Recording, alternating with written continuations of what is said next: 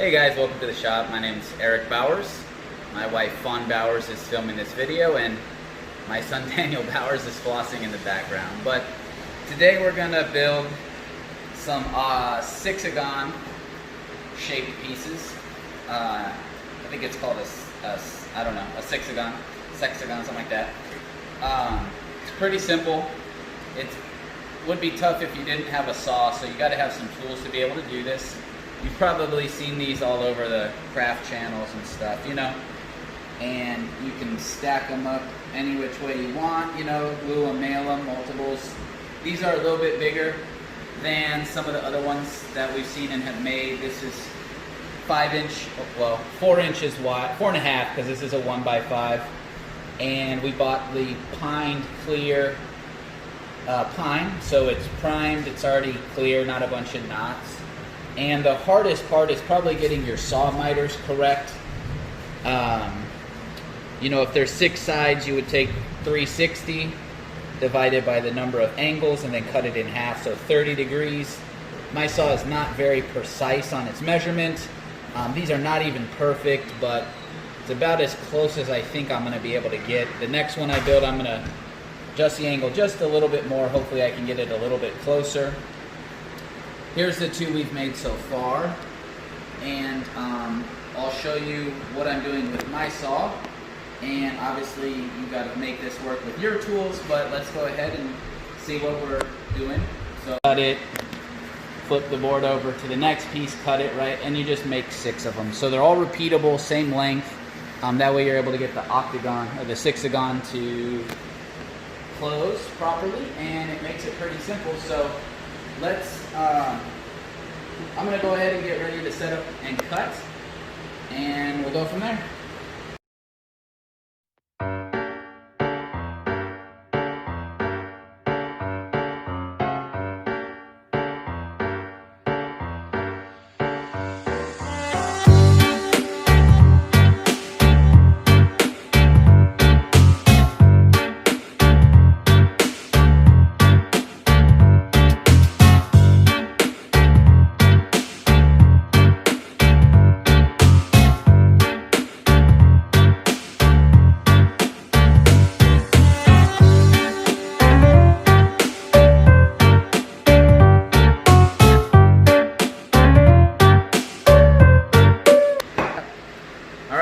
So you saw me cut 6 of them out over there on the saw,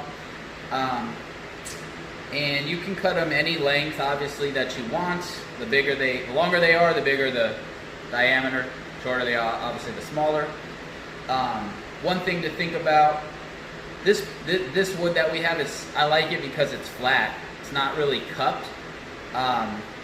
If the wood has any cup to it, when you put your joints together, if the cups are going opposite direction, it just wreaks havoc on you. So anyways, pay attention to that. This is how I'm attaching them together. You could obviously do this many different ways. You know, this isn't going to be carrying a ton of weight, so I don't think it's, you know, got to be super duper strong. I'm just running a quick bead of glue in there, putting the corners together, you know, eyeballing them in, and I have this fairly flat piece of wood here that I'm using as a table, and then I'm just shooting. Speaking of cupped pieces of wood, that's what's happening with this one. So I'm just shooting one in there, one up there, and then I'm coming around and shooting one in this way. So, you know, obviously it could be tighter. All you fine craftsmen, cabinet makers out there will probably mock this, but anyways, this is just a quick DIY project for the wife. So I'm gonna go ahead and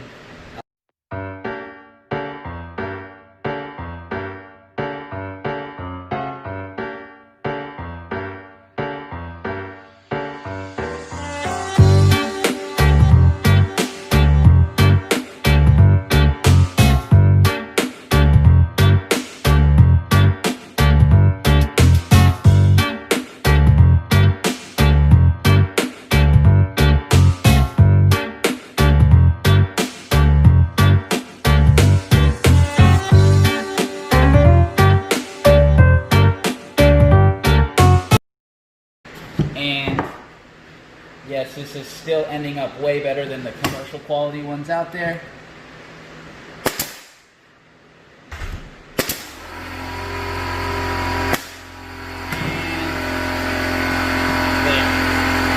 So you can see, I mean, definitely not perfect. We may put some wood filler in there, probably not though, honestly. Just for pictures, hang on the wall, we'll put some paint on it. And the main thing why you have to set up a stop is so that you can get them pretty much repeatable.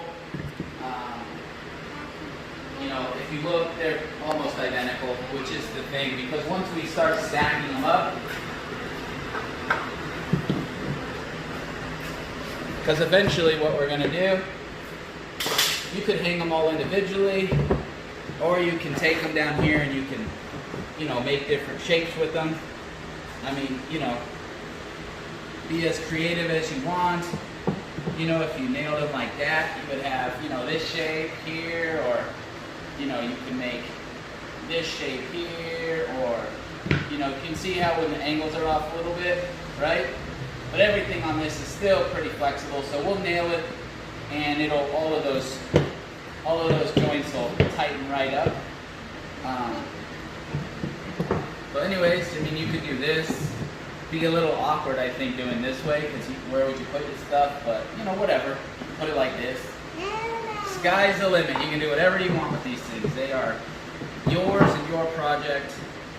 You know, this, again, we'll nail it so that it'll get a little bit forced out of square, but it'll tighten up well.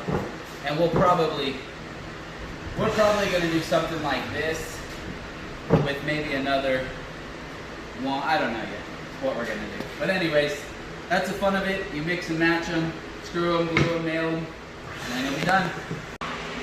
Sorry guys, we didn't take any footage.